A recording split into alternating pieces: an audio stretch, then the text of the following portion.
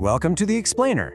Today, we're diving into something called the Way of the White Clouds. It's a whole spiritual philosophy built around this idea of a life lived with aimless, moment-to-moment freedom. So, this all started when the spiritual teacher Osho was asked that very question. And his answer?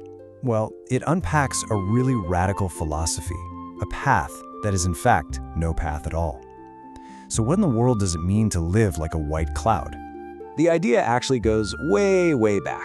See, when someone asked the Buddha, where an enlightened person, a Buddha, goes after they die, this was his answer. It points to a life of formlessness, of just drifting and eventually disappearing without leaving a single trace behind. And this really gets to the heart of what a cloud is, right? It has no goal, no destination. It doesn't have a fixed name or identity. Its form is always changing. It just is. It moves wherever the wind takes it. And that right there embodies this whole way of being, a life without all the strife. This source material really contrasts this with our more conventional way of life. On one side, you've got the householder, who's living life on these fixed railway tracks, always heading towards some destination. But on the other side, you have the sannyasin, the renunciate, who drifts freely, just like that cloud, with no tracks and no end goal in mind. Okay, so if the cloud represents total freedom, what is it that keeps us so grounded on those fixed tracks? Well, the source points to one incredibly powerful force, our own minds and the ego that it creates. The parable of Eden is actually used to explain this fall into ego. Before they ate that fruit of knowledge, there was no I, there was no separation from existence. But the moment self-awareness kicked in, a division was created. And paradise, which is really just a state of oneness, it seemed to just disappear. So how does this ego mind work? Well, it is deeply, deeply uncomfortable with mystery. It can't stand it. So its strategy is to reframe everything as a problem that can be solved. And this gives us this powerful illusion of being in control, of having some power when we're faced with the vast, totally uncontrollable nature of life. And right here, this is the core issue. The ego creates the sense of I, which by definition immediately creates the other. And this feeling of separation, this I versus you, that's the source of pretty much all conflict and suffering. If you can let go of the ego, the other just vanishes. So how do we get out of this prison of the ego? I mean, it sounds like an impossible job, right? But there's a famous Zen parable that offers a truly mind-bending answer. Okay, so a Zen master gives his students a koan, a kind of impossible puzzle. He says, imagine a baby goose, a gosling, is placed inside a glass bottle. And the gosling grows up inside the bottle. It gets bigger and bigger until it completely fills the bottle, and it's way too big to escape through that narrow neck. It's totally, completely trapped. The problem is set. So the master asks, how do you free the goose without harming it and without breaking the bottle? Now the metaphor is pretty clear, right? The bottle is your body. The goose is your consciousness. The real question isn't about a bird, it's about you. How do you get out? And this was the only answer the master would accept. The goose is out. Why? Because the goose was never really inside the bottle to begin with. The imprisonment was just an illusion, a trick of the mind. You are not trapped.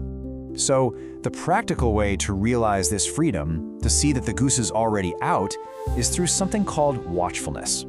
It's really just the simple act of observing your own thoughts as they float by, like clouds in the sky, without judging them, without analyzing them, without engaging at all. When you just watch, you realize you are the watcher, not the thoughts you're watching. All right, so once you realize you're not actually trapped, how does that change the way you live? It's not about escaping the world or running away. It's actually about finding a totally new kind of balance right inside of it.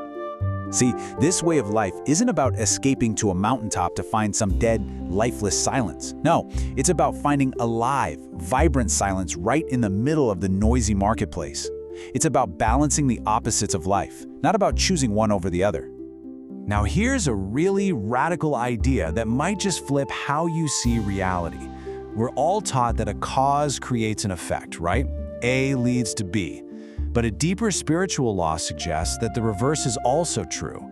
If you can produce the effect first, the cause will have no choice but to follow. So how does this work in the real world? Well, say you want to be happy.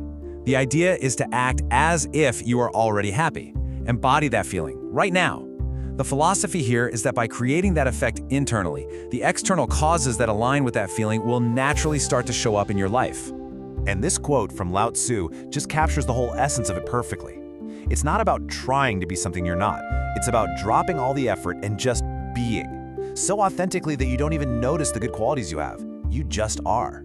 So when we boil it all down, what's the ultimate takeaway from the Way of the White Clouds? What does this kind of life actually look and feel like? It's a life of being totally real in each and every moment.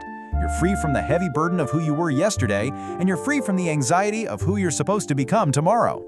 You are just here, right now. Your life isn't a track that you're building. It's not a footprint you're trying to leave on the earth for all time. It's more like a flight through an empty sky. When you're gone, you leave no trace behind, just like a white cloud disappearing. And this is the final challenging question we're left with. It really cuts against the entire foundation of a purpose-driven life, and it invites us to consider a completely different way of being. What if the whole point of the journey was the aimless drift itself? All right, welcome back. For this deep dive, we are taking on a mission that is kind of a paradox. It's really about abandoning the whole idea of a mission. That's a great way to put it. We're looking at a pretty profound philosophical tradition.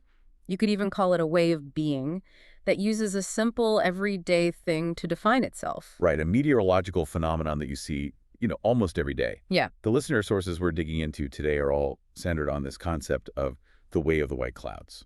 And this philosophy, it really challenges almost every single foundational assumption we hold, particularly for those of us who are, driven, the people who are always aiming for achievement and growth. Exactly. I mean, we're taught from day one, right? Be rooted, set goals, have a 5-year plan, a 10-year plan, climb the ladder. Mm-hmm. But this entire way of thinking suggests that real fulfillment, real peace, lies in the exact opposite, in being unrooted, in being goalless, and being perfectly, completely present. So the mission for us today, Right. we can even call it that. Right, the unmission. The unmission, yeah. It's to unpack this really radical paradox. We need to try and pull out the practical nuggets of wisdom for what they call effortless living. And also to really confront this idea, this core idea, that our modern goal orientation isn't just a path to happiness, but maybe, just maybe, it's a fundamentally engineered recipe for suffering. To even begin that journey, we have to get our heads around the core metaphor. And it's not as simple as it sounds. What is a white cloud, really? Okay. The sources, they describe it as an ultimate mystery. We see its shape, how it moves, how it changes, but it's coming and going. It's actual being. We can't really define it. It's just there. It's just there. It's the perfect example of an unrooted phenomenon. It isn't grounded anywhere. It doesn't have a map. It doesn't follow a schedule. So it exists, but without any necessary cause or origin that we can point to. Exactly. Or maybe you could say it's grounded in the nowhere. And if you look really closely at existence itself, the sources argue it's the same. It doesn't exist because of some grand reason. It just is. And the cloud is a reflection of that huge, mysterious isness. That's the idea. It reflects that great mysterious totality. And that very rootlessness, that's why it's the symbol for this pathless path. Mm-hmm. I mean, if you think about any human system, a path is a fixed line. It goes from A to B. It means you have a destination. But a cloud has no way of its own. It just drifts. No destination. No destiny that it's, trying to fulfill. And this is the key part. No endpoint that defines whether it succeeded or failed. It just is. And that is the really profound insight here. And this is crucial for anyone listening who is constantly aiming for the next thing, the next promotion, the next goal. Right. The sources say that if you operate with a rigid, fixed goal or purpose, you are guaranteed to be frustrated.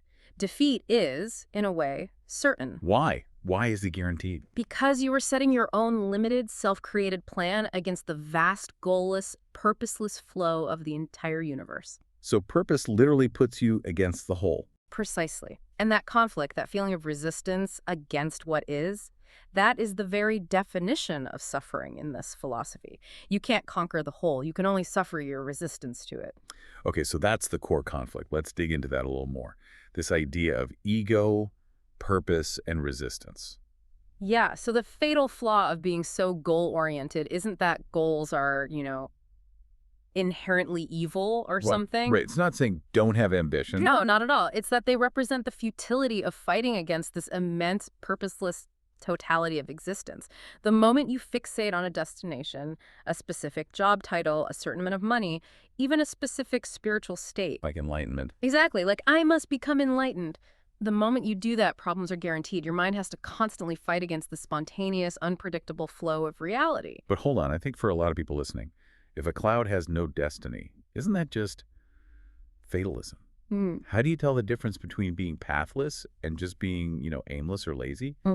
We are so conditioned to see a lack of purpose as a failure. That is 100% the ego's interpretation. Because the ego needs a purpose. It needs a goal to feel important, to have a story. The real difference is resistance. Resistance. Yes. The sources explain that the white cloud drifts wherever the wind leads. It's sort of passively active. It doesn't fight the breeze. It doesn't argue with the weather pattern. And because it never fights, It can't be defeated. it can't be conquered, it can't be defeated, and it can't be disappointed. Think about it. If you resist the wind, you get broken. If you flow with the wind, you become unbreakable. So defeat isn't about not achieving something. Defeat requires resistance in the first place. Exactly. A defined way or path always implies reaching somewhere, right? It's a set of coordinates on a map.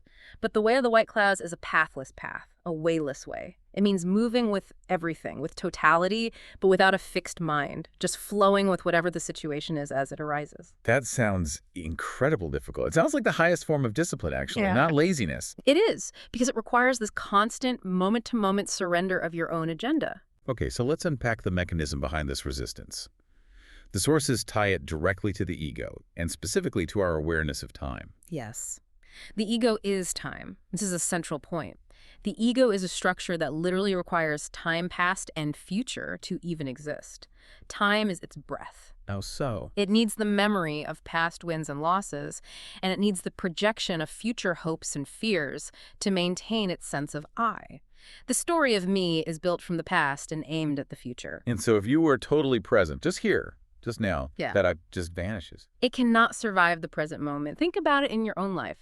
When you're completely absorbed in something, a moment of true awe, like a sunset or deep concentration, maybe playing an instrument, where is your ego? It's gone. It's not there. It's completely absent. It only comes back later after the moment has passed to say, wow, I really enjoyed that, or I remember when I first learned to play that. The I needs time to reassert itself. The sources have that chilling thought experiment about this. If someone is told their death is imminent, what happens then? That's where you see the whole mechanism laid bare. The ability to desire, to think about the future, to project your identity forward. It just vanishes instantly. That sudden stop, that end of time, is absolute agony for the ego. Because its whole story is cut short. Its continuity is broken. The agony isn't really for the life that's lost. It's for the ego that's lost. The ego thrives on possibility, on what's next. When what's next is gone, the I experiences a kind of terrifying annihilation. Which is why truly facing death, or even just being truly present, can feel like dying to the ego. It feels exactly like dying. Okay, this brings us to the mind itself. The mind's endless curiosity, the constant why that fuels all our seeking. The mind asks why, but the sources say every answer just creates more questions. It's a loop. It's an endless self-referential loop. The search for the ultimate answer, the first cause, is fundamentally absurd from this point of view, but the mind just can't stop. It has to know. And why do we seek that cause? Why the why? Because we want to become the master of that thing. If we know why something happens, we believe we can manipulate it, control it. We want to dissolve its frightening mystery into manageable, predictable knowledge. The mind wants certainty. So the mind is the source uses strong language here. Yeah. A killer, a murderer of mysteries.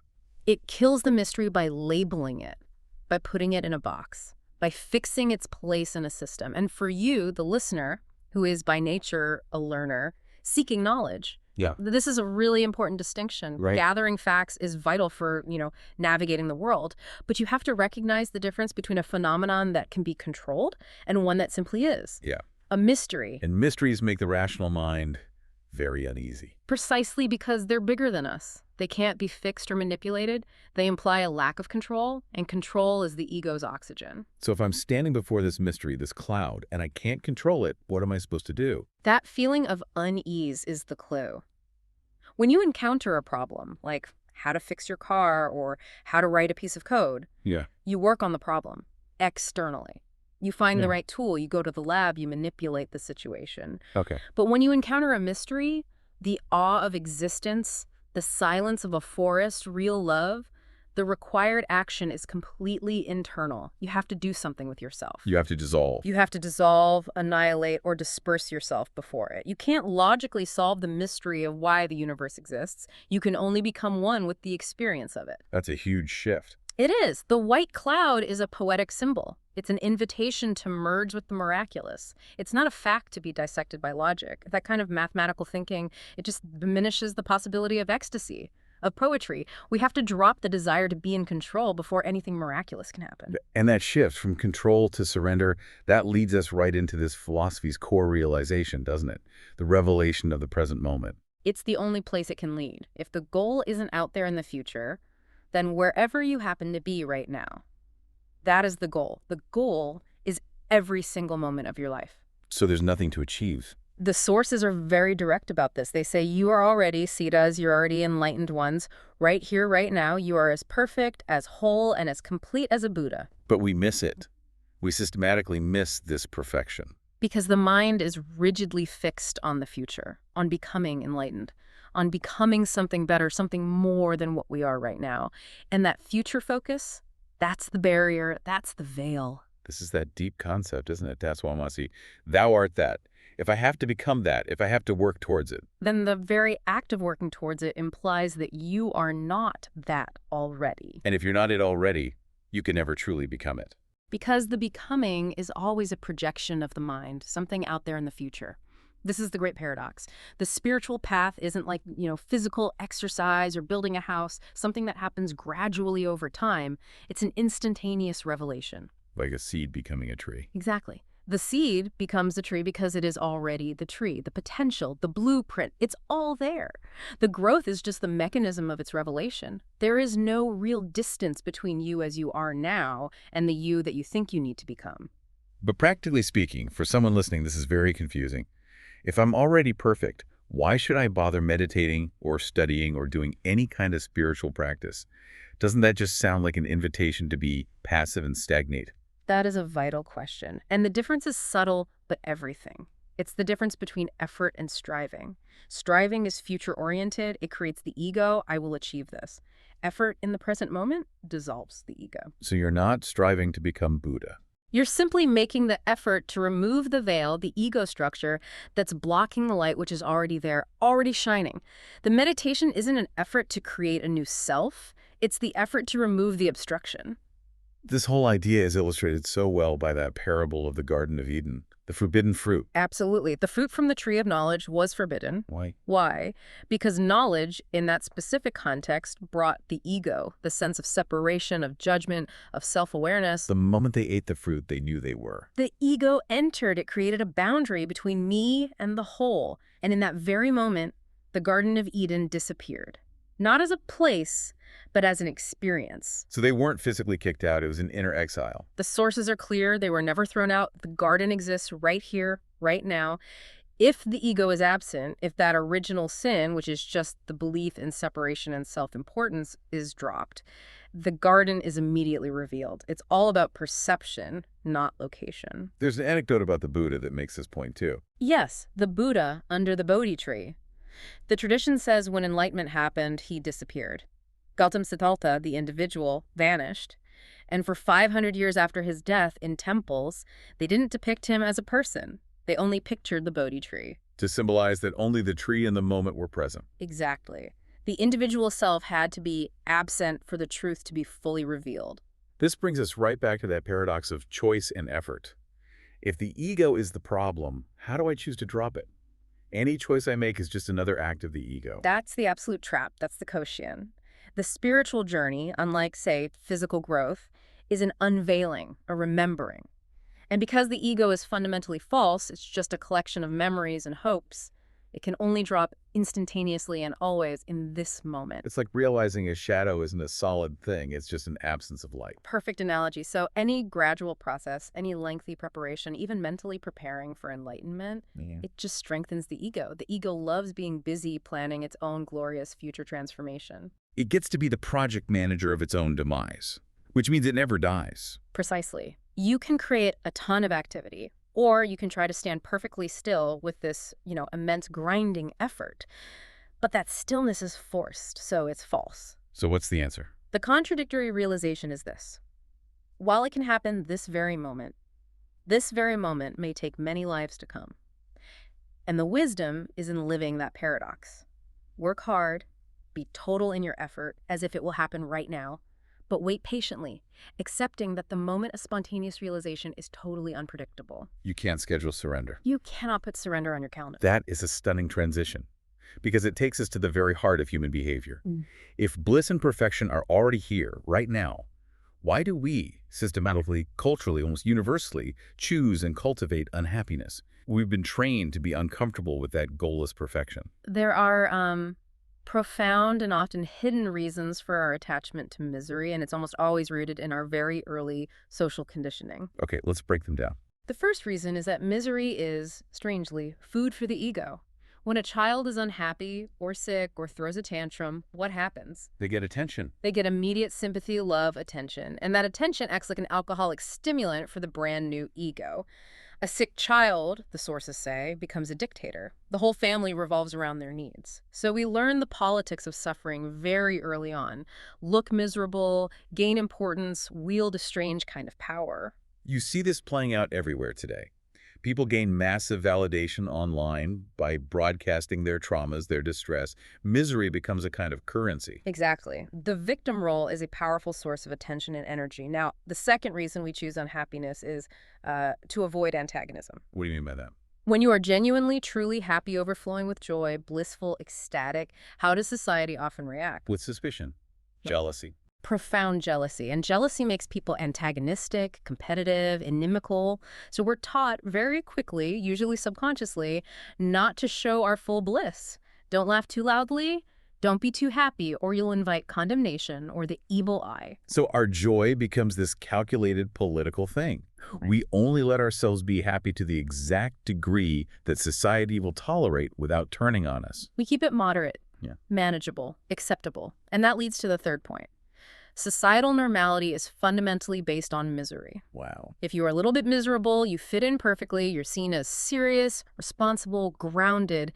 If you are ecstatic, if you are dancing in the street, society instantly labels you. You're gone berserk. You're insane. The entire framework of our culture, our religion, even our psychology is optimized for this state of controlled unhappiness. The sources say that society, through its institutions, will actually try to help bring the ecstatic person back down to normal misery. The ecstatic person is a threat to the system. A threat how? Because ecstasy is the greatest revolution. If people were truly, genuinely blissful, the entire structure of society, economic, political, social, would have to change its pattern immediately. Blissful people can't be easily led into war. They'd laugh at the idea. They'd call it absolute nonsense. And they certainly couldn't be obsessed with accumulating wealth in the way our system demands. Trading your actual life, your present moment, for what the sources call dead money. It looks like absolute madness from a truly ecstatic perspective. So from the very beginning, society creates this systemic lean towards misery. It forces us to choose the anti-nature path. It makes misery feel like the hard, virtuous uphill climb. When in fact, ecstasy, our natural state, is the spontaneous, joyful downhill flow. We keep choosing the uphill path because we're conditioned to believe that struggle is virtue. And we've been conditioned to wait for external causes. The new job, the new relationship, the new house, to give us the internal effect of happiness. But this is where the sources flip everything on its head. They introduce this incredible idea, the law of magic, where the effect comes before the cause. This is a deep religious law that is the complete opposite of the scientific law we're used to. The scientific law is linear. Cause leads to effect. You take poison, then death follows. Simple.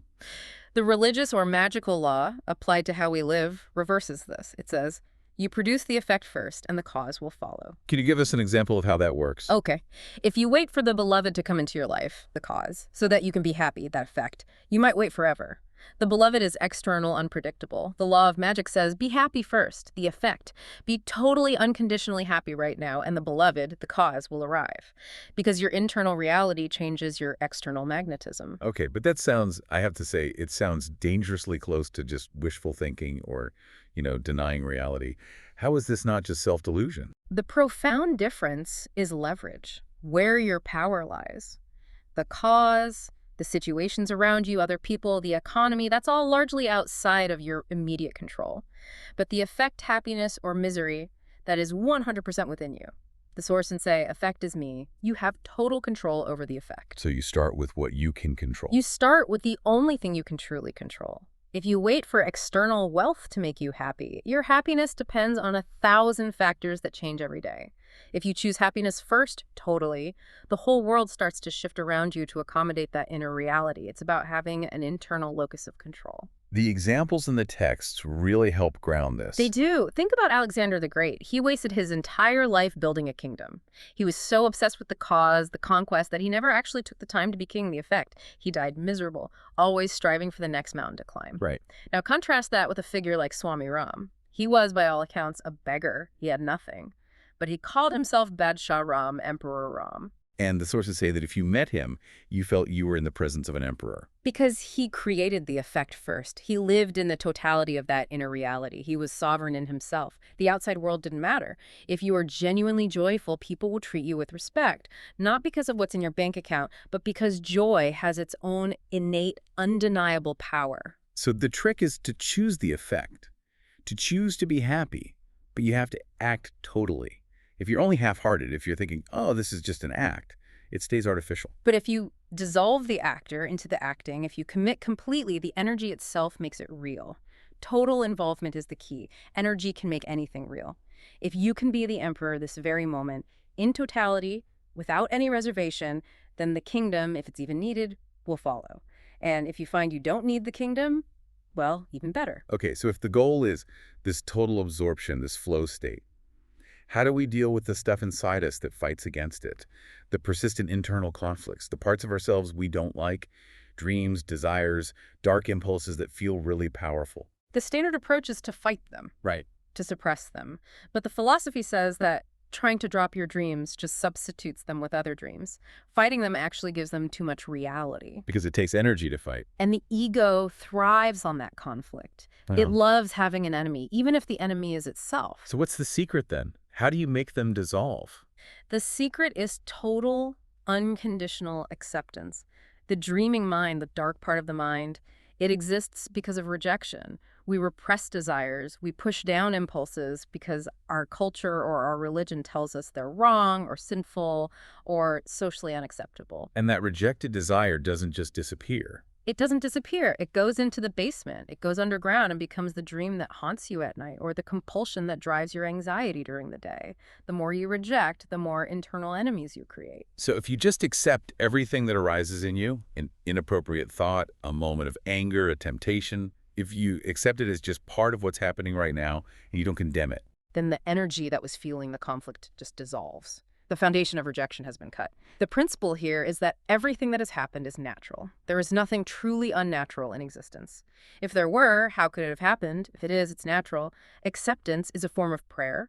Rejection is profoundly irreligious because it's a denial of reality itself. let's apply this to a very specific energy that is so often suppressed, especially on traditional spiritual paths. Yeah.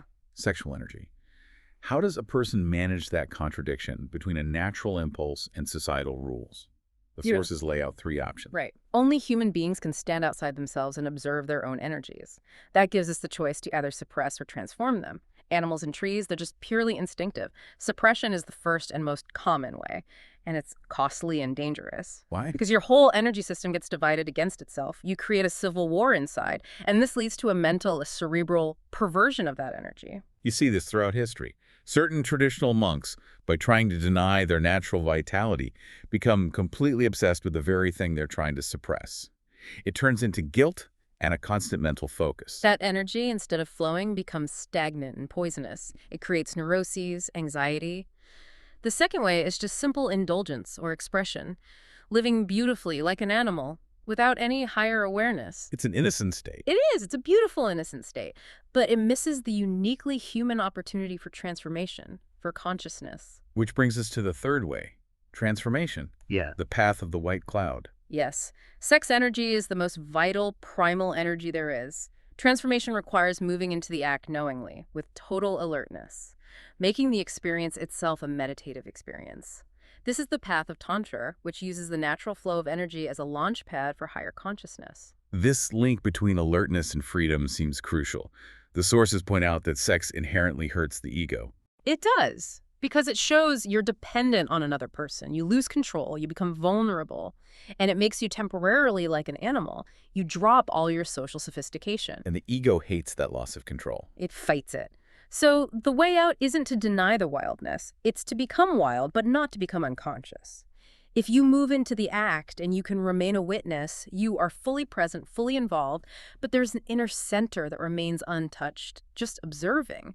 That alertness prevents all the past conditioning, the guilt, the fear from interfering. So the problem isn't the desire or the act itself. The problem is the lack of consciousness that we bring to it. Exactly. If you can remain a witness, you are free.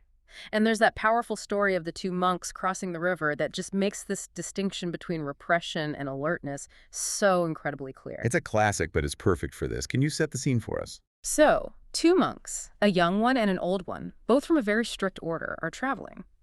They come to a river that's flooding, and a beautiful young woman is stuck on the bank, unable to cross. The older monk, strictly following the monastic rules against any contact with women, just ignores her, averts his eyes. Right. But the younger monk, seeing her distress, immediately walks over, picks her up, carries her across the raging river on his shoulders, and sets her down gently on the other side. Then he just washes his hands and continues on his way. Yeah. They walk on in total silence for hours. Finally, the older monk, who has just been stewing in his suppressed anger and judgment, he just explodes. He starts condemning the younger monk for breaking the holy rules, for touching a woman. And what does the younger monk say? He listens patiently until the older one is finished, and then he replies with this profound simplicity. He just says, "I left her on the bank of the river hours ago. Are you still carrying her?" Wow. The weight of the repressed memory, the judgment, the guilt. That's what the old monk was still carrying. He had turned the experience into an internal war, feeding his ego with self-righteous condemnation. The younger monk, by remaining fully alert and present while he carried her, treating her simply as a human being in need of help, he had passed through a great test of discipline. He was truly free the moment he set her down. He didn't indulge, he didn't suppress. He just acted with total awareness. And that leads us perfectly into this next section on willlessness and balance. If the younger monk wasn't using willpower to resist, what was he using? He was using no will. Moving from energy management to self-control, we have to challenge this whole idea of willpower. Willpower, as we usually think of it, is a function of the ego, and the ego is a tiny phenomenon. It relies on continuous internal tension, on fighting yourself. So real power, the power of the white cloud, comes from being willless, from floating, from being one with the whole. Exactly. The sources argue that a strong will is often just a device to hide a deep-down feeling of impotency. A compensation. A total compensation. The need for rigid self-control often masks a profound inner weakness. You see it in historical figures like Hitler, who projected this immense, overwhelming willpower onto the world. But that projection was a desperate attempt to hide and compensate for a deep-seated inner fragility, a total lack of connection to his own center. The will is a constant state of fighting against yourself. Okay, so if willpower is a dead end, how do we solve that universal problem of being trapped in the head? Trying to get out of your head is impossible, right? Because the effort itself is just more thinking. The head trying to escape itself. It's the snake eating its own tail. It's a vicious cycle. The secret is not to try and get out. The secret is just to watch, be fully present in the chaos of your mind, but become the witness to it. The feeling that you are in your head is the false idea that the ego desperately needs you to believe. The watcher, the witness, is always already outside, standing on the hill, watching the traffic of thoughts down in the valley. Exactly. There's a classic Zen koan that's designed to shatter this assumption that we're trapped in the mind. It's the goose in the bottle idea. Can you walk us through that one? The koan goes like this. A goose is raised inside a glass bottle from when it's a gosling. It grows and grows until it's too large to fit through the narrow neck. The question is, how do you get the goose out of the bottle without harming the goose and without breaking the bottle? And the mind immediately starts trying to solve the puzzle. Shrink the goose, find a way to cut the bottle. All these logical engineering solutions, but the master's answer, when it's given, is always the same. He just shouts, "The goose is out!" Because the mind is trying to solve a problem that doesn't actually exist. The goose was never in the bottle in the first place. The idea of confinement was only in your mind. You have never been in your head. The feeling of being trapped is the illusion. Once you establish that watching, that witnessing, the ego's obsession with thinking is gone. You become headless. The physical head is still there. It's a beautiful, complex computer you can use. But the psychological burden of being trapped inside it disappears. And once that psychological center is found, we face the final challenge here: how to balance the contradictions of life itself. The mind is logical and linear. It wants to choose one pole, it wants silence, so it rejects noise. But life is dialectical. It zigzags between opposites. It uses both. And choosing only one pole leads to a catastrophic imbalance. You can see this play out historically in entire cultures.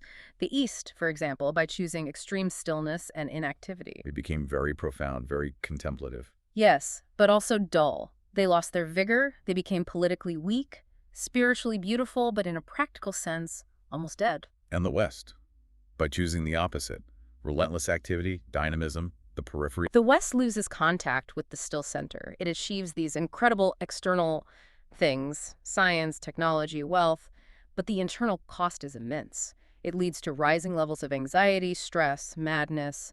They are practically alive, but spiritually insane. So the goal isn't to choose East or West, activity or silence. It's to find a synthesis. It's the path of dynamic balance.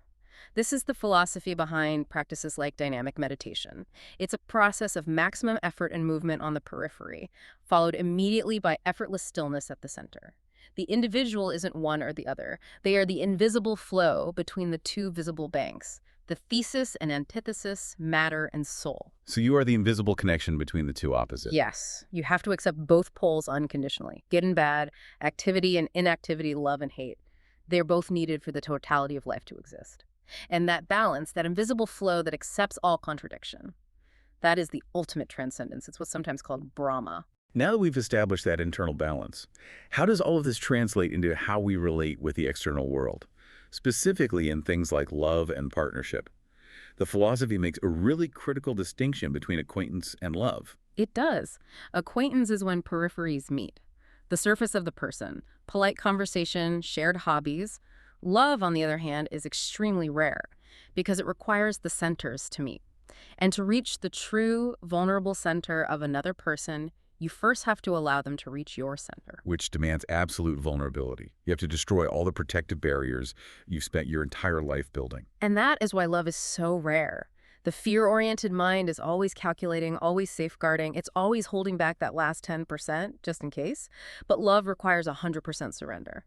The thinking here is, since death is going to take everything from you anyway, your body, your time, your things, the only true path is to share what you have with love now. Giving is the only way of truly possessing it. For a genuine lover, there is no death because they've already made their entire being a gift. The relationship has to stop being a superficial thing and become a sadhana, a spiritual practice, an inner discipline. So what about maintaining a long-term partnership in this context? When is a relationship worth continuing, and when should it be abandoned? Especially as the people in it change and grow on their own paths. Relationship is a deep mystery. It depends on the consciousness of both partners. You have to focus first on destroying the barriers within yourself. If you can allow the other person to penetrate you deeply, that creates an instantaneous trust, and the other person naturally reciprocates that vulnerability. And in the Tantra view. In the Tantra view, if you can find a partner, a consort, who is ready to move with you towards that inner center, the relationship itself becomes meditative. The other person becomes a mirror, a door to the divine. But the sources also point out this natural, almost inevitable conflict that can arise as a seeker progresses. Yes. The male energy, as it moves deeper into meditation, often needs more loneliness. The external world becomes more disruptive. Conversely, the female energy, as it grows in love and awareness, might find a purely physical or emotional partner to be unsatisfactory. It only fulfills the periphery of her being. It creates a gap between them. Exactly. For the relationship to survive and reach what's called the perfect meeting, which is total, simultaneous, not just physical, both partners have to consciously grow in tandem. They have to keep pace with each other's development. If one partner stagnates, the other will inevitably move away. Not out of malice, but just out of the necessity for their own growth. Let's turn to the ultimate relationship of surrender then. The one between a disciple and a master. The sources describe the attraction to a master who is empty, who is the perfect white cloud, as incredibly rare. It requires the listener to be a gambler, ready to lose everything they thought they were. Total surrender is the biggest gamble a person can take because it means putting your mind, all your accumulated knowledge, your logic, your carefully built ego completely aside. Can't be a partial thing. A half-hearted effort just divides and harms you. You get torn between your own logic and the master's word. Surrender has to be total, an undivided unity. So if you decide to follow, you follow blindly, not because the path is dark, but because your own eyes, the eyes of logic, have been surrendered. And your mind will be screaming that this is dangerous, it's illogical, it's reckless. That's why the story of Gurdjieff's canal is used. It illustrates the nature of this total surrender and its immediate transformative power. The moment of impossible choice. Gurdjieff was testing his disciples. They were crossing a dry canal, and he suddenly commanded them, "Stop!" Just like that. One disciple remained standing exactly where he was when the command was given. And then the canal flooded. Suddenly and unexpectedly, the canal started to flood. The water rose up to his neck, then close to his nose. All the other disciples, they used their logical minds. They rationalized, the master is inside, he doesn't know it's flooding, we have to save ourselves. And they swam out. But this one disciple chose to obey the command literally. He overrode his own judgment, his survival instinct, his entire logical framework. He accepted the possibility of death rather than letting his own mind interfere. And because he did the impossible, because he acted without the ego's judgment, he was transformed instantly. Total surrender is difficult because it is a kind of spiritual birth. It requires doing the impossible without question. That single act of self-annihilation can achieve in an instant what years of gradual meditation might not. The logic of the white cloud is the logic of no logic. So how do we integrate all of this? How do you practically live as this mad white cloud in what the Source calls a pathological world, a world that's built around goals and misery? You have to stop seeking a compromise between the contradictions. You can't just try to find a 50-50 balance between silence and involvement. You have to seek integration within yourself. That distinction is important. Compromise means you never fully commit to either side. Integration means you carry the essence of one state into the other. Precisely. Happiness and silence have to become inner qualities. They have to be completely independent of your external conditions, whether you're alone or in a crowd. You carry the quality of silence that you cultivate in your loneliness into your activity, and you carry the dynamism of your activity into your silence. And when you can do that, a big shift happens. Society, instead of being a distraction, can actually help you feel more alone because you're no longer dependent on it for validation. And your aloneness helps you to be more deeply related to others because you're relating from a place of fullness, not from a place of need. The Sources use a warrior analogy here. They do. Life and death are two sides of the same coin, two friends. Things like speed, danger, war. They attract people because they bring you close to death. And that proximity to death forces life to burn faster, sharper. It gives you a temporary, intense feeling of being alive. But meditation. Meditation is the greatest courage of all, far greater than war, because in war, you only risk the shelter, the body. In meditation, you risk destroying the host, the ego itself. And if an individual manages to achieve this integration, how do they share it? With your family, their friends, with a world that's still caught in that goal-oriented trap. The greatest sharing is simply through your being. First, you have to become a sannyasin, and we need to define that term carefully. It does not mean renouncing the world and going to a cave. Okay. The definition of sannyas here is freedom from the mind. It means living without time, having no past burden and no future desire. It is a pathless, goalless life, which is what we've been talking about this whole time. And desirelessness in this context, it doesn't mean killing desire. That would just be suppression again. No. It means concentrating all of that powerful desiring force right here, right now. It is total absorption in the present activity. If you're eating, you become the eating. If you are moving, only the movement exists, not the mover.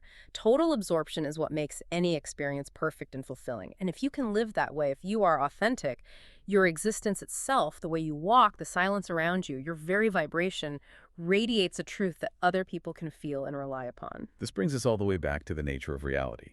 We started by defining the world as a mystery. But why is it so often experienced as Maya, as illusion? The world is Maya because the mind is a measuring phenomenon. The word Maya literally means that which can be measured. What is truly real, this unrooted existence, cannot be measured. It can't be labeled or mapped. And the mind is a map maker. The mind is a cunning map maker. And through its constant mapping, analyzing, rationalizing, it creates the world an illusion, the world of boundaries. But if you are innocent, if you can be without the mind constantly measuring and judging, the observer becomes the observed. All the boundaries dissolve, the white cloud merges with the blue sky, the inner and the outer merge, and the illusion disappears. So what does the way of the white cloud finally demand of us, living in this world of illusion? It leaves you with an unavoidable choice every single moment of your life, to be miserable or to be blissful. Right. The path isn't one of seeking or searching because the divine is always near you. In fact, it's already searching for you. The only thing you have to do is to stop disturbing the natural flow. Just get out of the way. Just get out of the way. Remain passive and alert, and the whole mystery will descend upon you. Stop trying to schedule an appointment with the divine. The key takeaways from this deep dive, then, are just intensely paradoxical. They completely overturn our modern ideas of success. You have to cultivate the ego to its absolute peak before it's right enough to fall. The law of magic demands you choose the effect. You choose happiness first and let the cause follow. And real power isn't found in controlling your will, but in becoming willless, one with the flow of the whole. And you have to remember that final essential paradox you have to live. You are the contradiction. You are the meeting point between activity and silence. Don't try to find a compromise between your opposites out there in the world. Settle yourself. Become that invisible flow between the two banks, and the entire world will settle into harmony around you. Your peace is independent of every condition. A profound instruction for life. The ultimate act of courage isn't to renounce the world to find peace, but to renounce renunciation itself. To just remain present and whole, a white cloud moving without resistance. The whole world is a big madhouse. If you are truly wise, the sources say, you have to act madly, in the world's terms, just to survive. But internally, you must be madly ecstatic. Thank you for diving deep with us into the philosophy of the pathless path. We hope this gives you something enormous to mull over this week,